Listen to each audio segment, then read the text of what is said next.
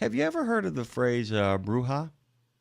Bruja, a brujaha. Yes, I've heard of bruja. Yeah, and you know what that is, don't you? I mean, that is Yeah. somebody who has, well, I would call it, can call upon the spirits of old, can call Yeah. upon, can call upon forces beyond their scope. Often is a wise soul that sits in the middle of a lot of chaos and manages to give people a calm center from which they Very can actually. different from brujaha, actually. Yeah, I know.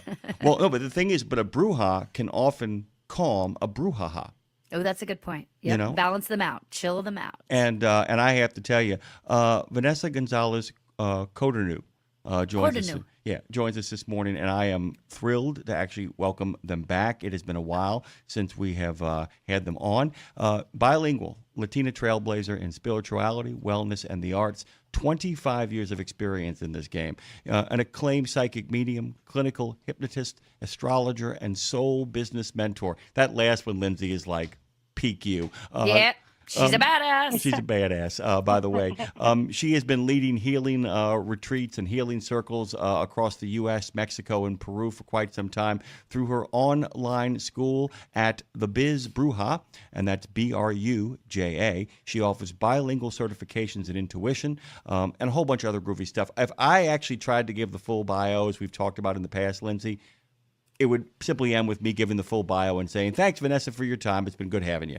Vanessa, good morning and welcome back for the first time on a new platform.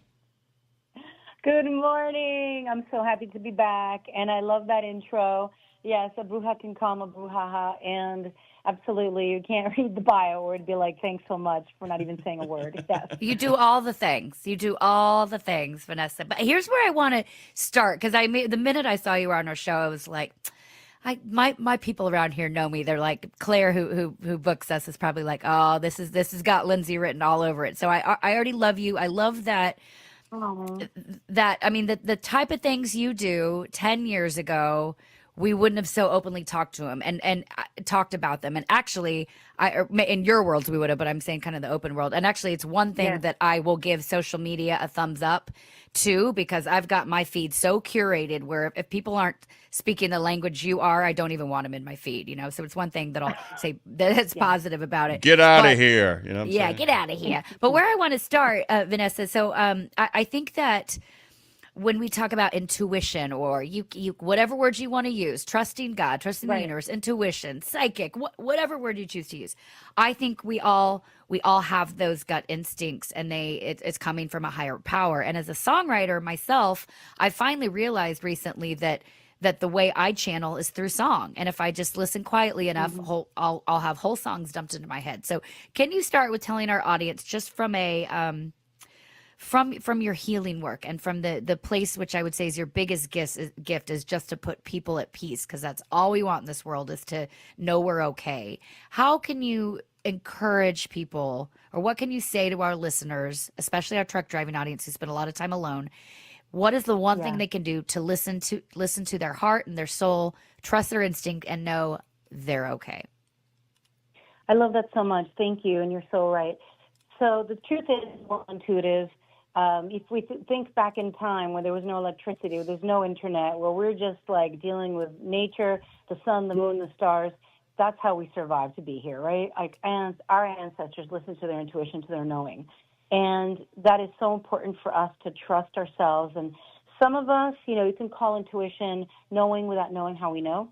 It could also be pattern recognition, that you've noticed enough details subconsciously about your environment or about how somebody's acting that you're like, you know what, I don't trust this person. Sometimes we feel bad, though. Like, I remember going, I don't like this person. I don't know why. And then I was beating myself up. I was like 20. I was like, why are you beating yourself up? You should love everybody and be a good person. And I'm like, I have a bad feeling. I was like, girl, you better get out. And thankfully I did, because I stepped out of the elevator, and then the next girl who got on the elevator got felt up. You know what I mean? So this is the thing. Intuition helps us create and download music. It can help us save our child. We're like, this is not a regular cold. I have to get to a doctor. It can help us on the road. It can help us in our home. And so making time to be quiet, to maybe get away from others, even if it's like your backyard or even sitting in your truck or however it is, and just breathing deeply And yes, calling on higher self, calling on God, calling on spirit, calling on the universe, a higher power, and asking to be guided, and then paying attention to the details, right? Because I Yeah. believe that our intuition is here to guide us to be okay, because we all go through ups and downs, no matter who we are, where we're from. We could have a lot of money one day, lose it the next, have a lot of health, lose it the next. And your intuitive knowing can carry you through these changes and help you feel calmer and help you maybe get the right doctor as well. Like, I've chosen my doctors through intuition. If that meant interviewing 7 people before I had an operation, I did it.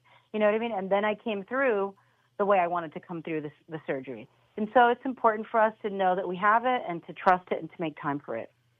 I wanted to kind of give a follow-up by way of making, hopefully, an insight, the idea that intuition is so very important, but I was kind of curious. We should leave open the possibility that our intuition, even on a particular matter, can change. Because as we all know, there's certain foods we don't like when we're 13, that we get to the age of 30, and we go, this tastes pretty good. And what I was curious about, I had a bad intuitional feeling about a man I met about a decade ago. And I didn't like. Are you talking about Dave Nemo? I am talking about Dave Nemo. No, but there was a guy that I met in the transportation sphere who just rubbed me the wrong way and continued to rub me the wrong way.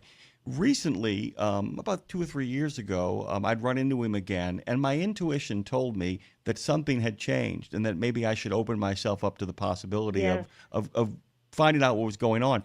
It turns out that he had undergone some great changes in his life. I mean, terrific changes in his life, to the point where I suddenly realized I was seeing more of what the people who did love him and care about him saw in him. But he'd made some changes, and we shouldn't let our initial intuitions, which may guide us to safety, stop us from being open to finding ourselves in the same circle or with the same people and realizing that circumstances on the ground had changed. How do we tune our intuition to make sure that it is always working, as opposed to letting it make decisions and then shutting down the possibility of change? I think you shared it, and I loved your story, which is something inside you took a breath. You were like, wait a minute, I feel something's changed. So that's where we have to pay attention and not be on autopilot. We're like, wait a minute, because just like you said, someone changed for the better. Sometimes you're besties with somebody since you're a teen, and they've been there with you through thick and thin. They're your ride or die. And suddenly you're like, I don't think they want my best. I think their jealousy is overwhelming our relationship, and feeling like they're not going to be able to have a conversation with you, and trying and failing. So there's a range. People can change and go through things, but I think the most important thing for us in order to be able to tune in is to take a moment to breathe, to kind of like be in present moment. Because if we're still stuck in the past and we're only thinking about the past thoughts, to be in the present moment and be like, what am I feeling? Let me open up. Let me give it a try. And the thing is, most of the time, giving someone an opportunity to connect or talk isn't going to cost us a lot, right? Just to talk, like not signing a contract, not getting married, not having a baby with them, but just like having a talk. And I think it's important because we do change, we do shift. And sometimes, we're also picking up people's trauma or people's lack of health, right? Like if people are not doing well, not taking care of themselves, something's happening, we may get a warning signal, but it may not be necessarily they're bad people or they're going to harm us. It's just you're like, uh-oh, something's going on with them. And maybe we can step in and help in some way by listening or supporting, or maybe it's not our place and we're like, you know what, better that I stay away from this chaos.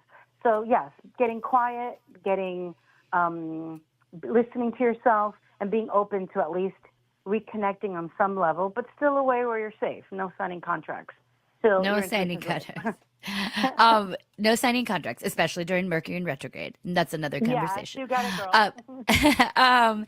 So I firmly believe, and I think I've always known this, but now I understand it a little better.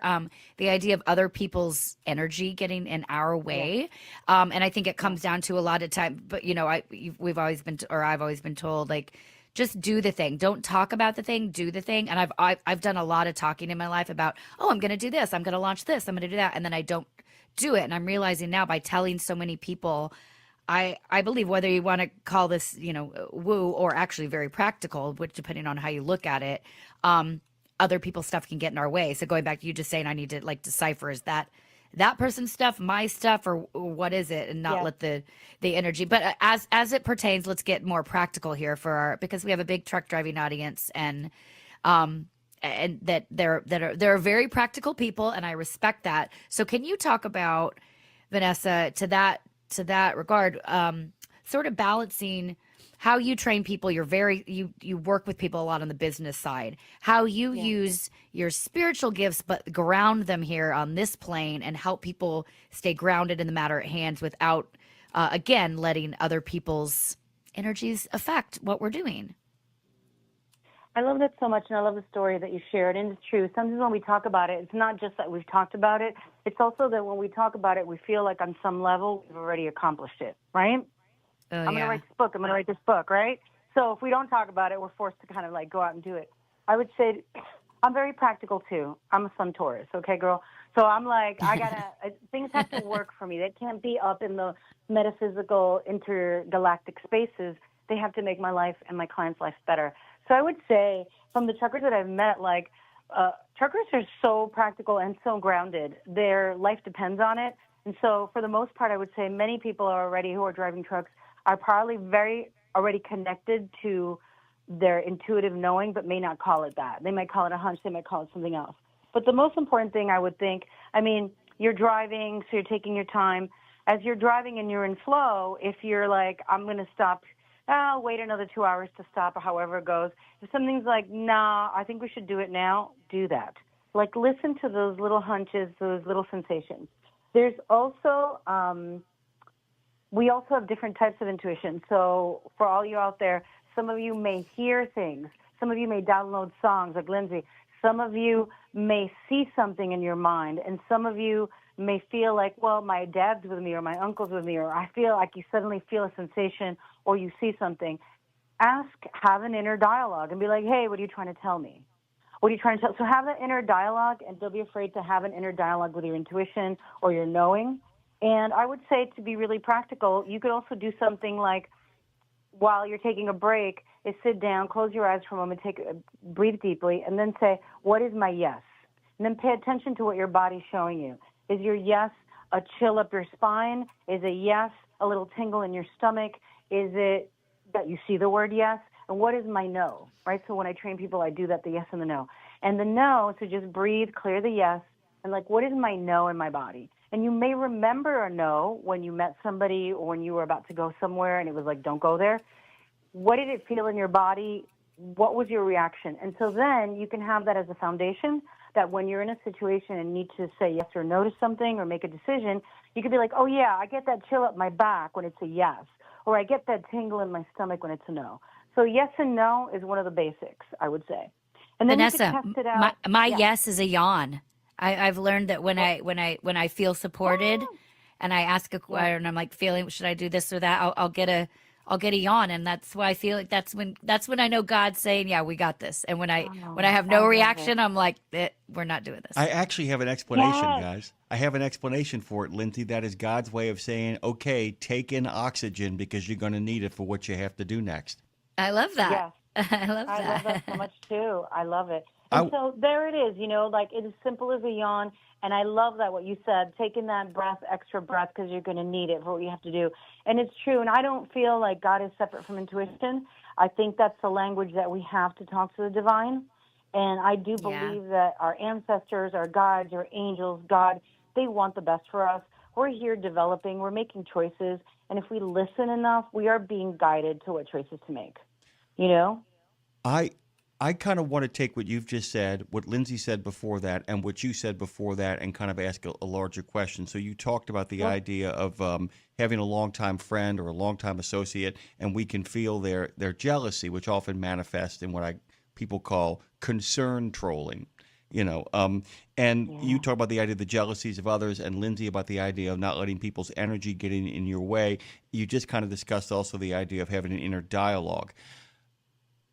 My question is, how do you distinguish between somebody's energy getting in your way and somebody's energy preventing you from walking off a cliff? How do we distinguish often between taking a moment to examine our own intuition, our own antenna, and finding out whether or not it's bent? Because sometimes we feel somebody yucking our yum, and their concern is genuine, and their concern is loving, and they may be the only thing between us and the cliff. So how do we add in a second breath? The idea that like, man, Jim Yeah. really is bringing down my chi.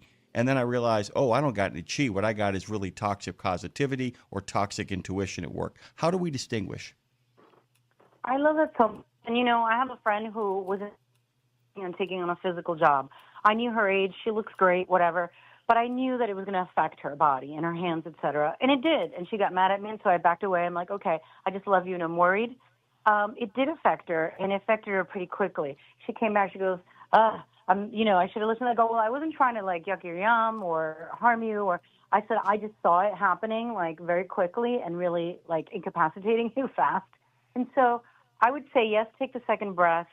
And then we have to look at ourselves because we all have our triggers, right? We all have a dad or a mom or a school teacher or somebody who may have yelled at us or never let us do what we wanted. So sometimes we can get upset when somebody tries to support us with good insight and good love, right? And we're like, well, I'm going to do it anyway because I couldn't do it as a kid and I'm going to do it now. So we need to breathe and be like, well, am I just reacting? And then when you said the person who's standing between us and a cliff or having pain all over your body, what is the history? Have they been supportive in the past? And why would they say that to you? So it does still include inner dialogue. And then asking ourselves, well, why do I still want to continue doing this? And is there any, are they gaining anything from telling me this? Are they gaining power over me? Are they going to get an opportunity at something that I won't if I back off because they're telling me to? Or are they genuinely somebody who has experience, went through this, or knows about it, and is trying to support me? So it is a lot of self-awareness, and it is a lot of, I think, paying attention and inner dialogue. And I think what we also have to look at is that sometimes we have to step out of people's way, so people will learn, because we all have our own journey. We're all learning in our own time. We're all walking each other home, but we may be walking on different paths at times. And so I think it's That's not my house. Right. And it's so important to, I backed away after I said it 2 times. Like Spirit was like, you know what, say it 2 times and back away because she's mad at you. And then they came to me like, oh my God, you were right. And I'm like, it's okay. I love you and I'm still here for you. But I know that you really have a thing where you get mad if people tell you not to do, but I knew you were going to harm yourself. I said, but it's okay. I'm not going to say I told you so. Let's see how you can feel better. Here's, a doctor that I know. But it is that. It's hard. It's hard, and it takes a moment. It takes time. And I think it takes time to understand what is your base. Like, where are you every day? Where is your energy every day? And when you understand what your starter energy is, who you are regularly, and then how you're reacting to somebody giving you advice, unsolicited or otherwise, and what does it feel in your body, and how are you feeling about it? So How when we are know you who we are, yeah. Sorry, go ahead. So when we know, like I know my base energy, right? I work with a lot of people during the day, but sometimes I could feel goopy, gucky, whatever you want to call it. I could feel like I have like an energetic blob on me from somebody or something or many people. That's what Jimmy calls me, energetic blob. I am not making fat jokes. I will not do this. I will not do this. And then we could clear it even with music. Put on music that you like. It clears the energy. Sing along with it. Talk to a friend that you love. Say a prayer. There's many ways to clear up confusion or lack of clarity as well. We're talking with Vanessa Codorniu. Am I saying that correctly? Yes. Okay, Vanessa Codorniu. You can go over to the Biz Bruja, Bruja, to find out more. Vanessa, please remind me, speaking of music and energy, please remind me off air to tell you a story about what happened in my house. You will get goosebumps all over. Side note. Okay, so I want to pivot here a little bit, Jim. Let's pivot. Pivot. I want to talk about, this is a big one in some of your work, ancestral healing. What is that? She's going to talk to you about it. But to break it down and to ground it, I mean, we're all carrying things that didn't even start with us, and we're just programmed to know it's in us. So how do we begin as it pertains to ancestral healing? And then we can talk about the hypnosis protocol you do, because I'm fascinated by it. How do we begin to recognize what's ours, what's inherited, and what is finally time to release? I love that. If you realize that you keep hitting the same things over and over and over again, right? Like, I've married 5 times, and all of the men were similar, or women, but they just had different names, right, and different faces. If you're like, wait, they're all the same, but they just have a different name and face, there's a pattern. If there's a pattern with bosses or authority, if there's a pattern with money, with sexuality, with how we feel even about our relationship with God, it can signify something beyond childhood issues. It could be like, oh, there's 5 generations of people who lost all their money, and I'm going to be poor too. It's also the statements we make.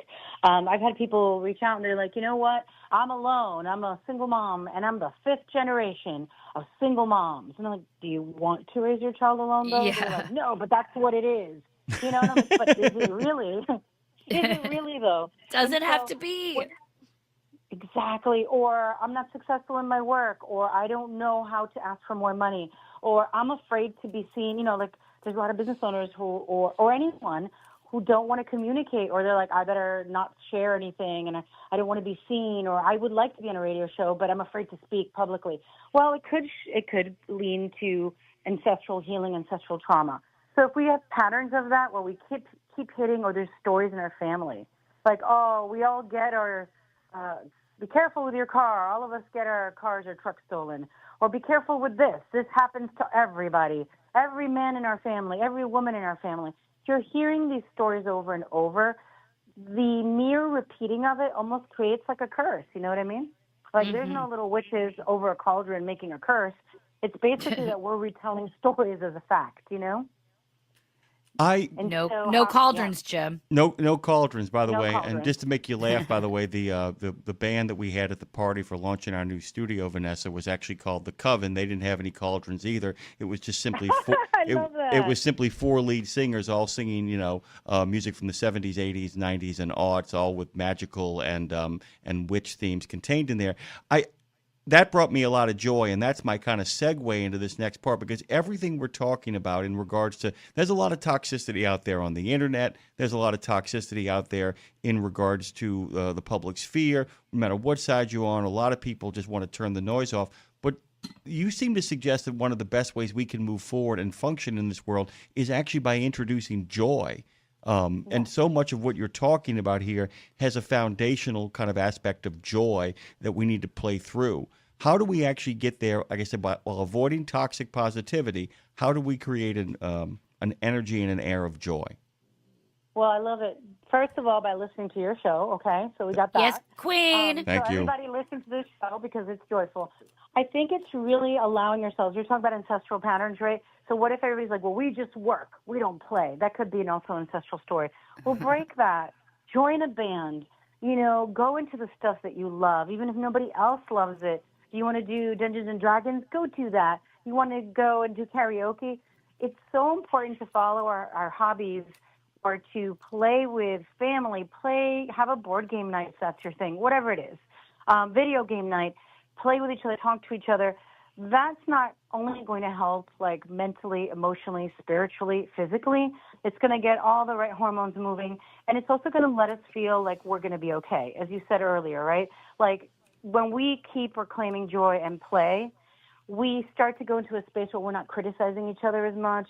We're not putting each other down. We're not judging each other. And we're beginning to see that we're really all human beings here on this Mother Earth planet trying to do right and be okay and help each other out, right? I think that at the core of it, many of us are. And so give yourself the time to explore hobbies. And if you're on the road a lot, listen to the music you love. Sing along with it. That's joyful. That's healing. And share your fun stories.